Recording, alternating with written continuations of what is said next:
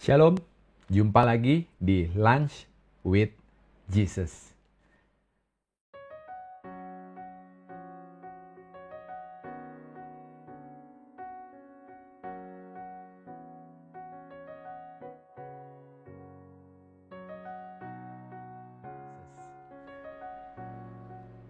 Bapak, Ibu, Saudara-saudara yang terkasih, izinkan saya bercerita sedikit. Saya ini sebenarnya bukan dari orang yang sudah bertobat dari sejak kecil, walaupun saya lahir sudah belajar tentang agama Katolik dan saya juga dibaptis dari sejak SD. Tapi sesudah lulus SMA, saya merasa bebas, nggak usah lagi rajin ke gereja dan kawan-kawan karena saya pindah ke kota Bandung. Jadi saya 25 tahun meninggalkan gereja. Waktu di awal masa pertobatan saya, sesudah saya kembali ke gereja, saya sering mendengar bahwa salah satu cara untuk membuat kita menjadi berkenan di mata Tuhan adalah dengan mengasihi Tuhan. Dulu saya cuek aja kalau dengar kata-kata ini, mengasihi Tuhan. Kayaknya saya udah mengasihi Tuhan kok. Saya udah datang ke gereja, saya udah terima komuni. Disuruh ada pelayanan di gereja, saya datang. Disuruh ada tugas apa di gereja, saya datang. Mengasihi sesama, sama lah. Saya juga nggak hobi kok ngumpulin musuh, nggak hobi koleksi orang buat diajak berantem. Pokoknya kalau ada apa-apa, pokoknya lu, gua. Lu nggak ganggu gua nggak ganggu lu. Udah, saya mah sudah cukup mengasihi sesama. Butuh bantuan, kasih proposal, gua bantu. Apakah itu saya sudah menjadikan saya menjadi berkenan di mata Tuhan? Kejadian beberapa minggu yang lalu membuat saya merefleksikan diri. Jadi 2 minggu yang lalu, tepatnya tanggal 22 Juni 2020, kira-kira jam 8.45 pagi, saya mendapat telepon.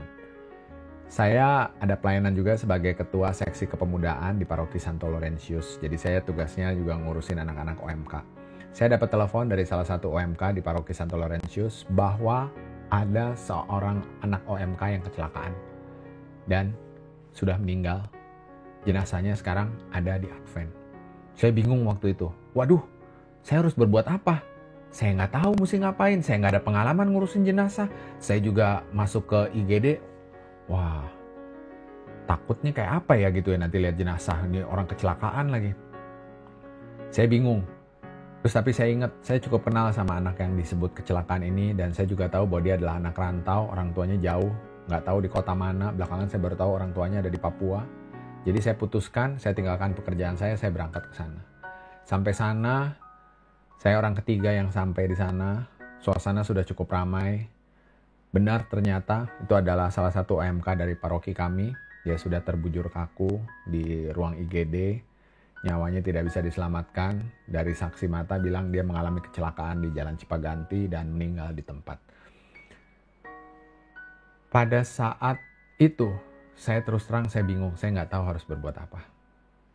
Saya nggak tahu ini gimana cara ngontak keluarganya. Saya nggak tahu ini bagaimana cara ngurus jenazahnya. Saya nggak tahu ini gimana cara ngeluarinnya. Tapi teman-teman, Bapak Ibu, Saudara-saudara yang terkasih, Tuhan bekerja secara luar biasa ya. Saya berdoa Tuhan, tolong beri jalan supaya saya diberi langkah bagaimana harus membantu mengurus jenazah ini. Teman-teman dari OMK ini berdatangan satu demi satu. Dan akhirnya bukan cuma 1, 2, 3, tapi belasan, bahkan puluhan ngumpul di depan IGD Rumah Sakit Advent. Sampai satpam terpaksa ngusir. Tolong jangan terlalu ngumpul ya, soalnya ini kita masih lagi PSBB, harus social distance. Teman-temannya itu yang membantu mengurus. Ada yang bantu buat nanya ke Nana Rohana, ke rumah duka, nanya ke Bumi Baru, ada yang nanya buat ngurusin peti, ada yang bantu buat ngurusin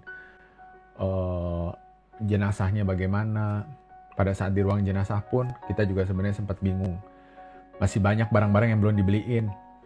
Nggak punya kaos kaki, nggak ada sepatu, nggak ada sarung tangan. Teman-temannya yang bantuin ngaturin semuanya. Pada saat 3 hari saya dampingi jenazah selama di rumah duka setelah itu.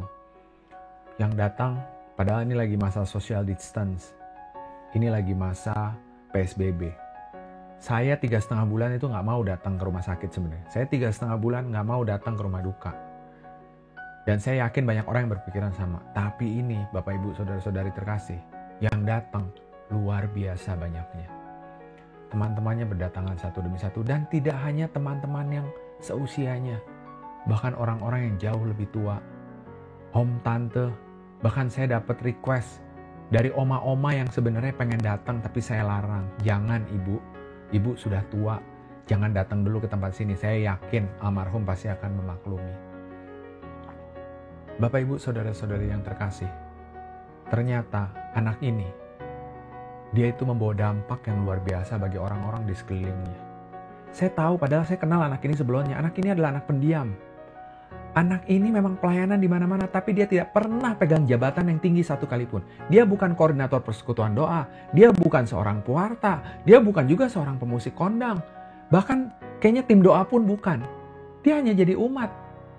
Tapi ternyata dari kesaksian orang-orang yang mengenal dia, mereka bilang, anak ini namanya Felix, usianya 20 tahun.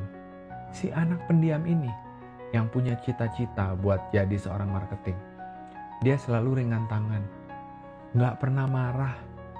Ditegur atau ketemu orang yang rese sekalipun, senyum. Yang mereka selalu ingat terhadap anak ini adalah betapa Felix ini selalu tersenyum di setiap keadaan. Dan ternyata Felix ini juga banyak ngajarin ke teman-temannya. Pokoknya apapun yang terjadi harus selalu bersyukur sama Tuhan. Harus selalu berterima kasih pada Tuhan. Mereka selalu ingat bahwa di setiap kali mereka ada kendala, di setiap kali mereka ada kesulitan, di setiap kali mereka butuh bantuan, Felix ini selalu ada bantu. Dan dengan senyumnya.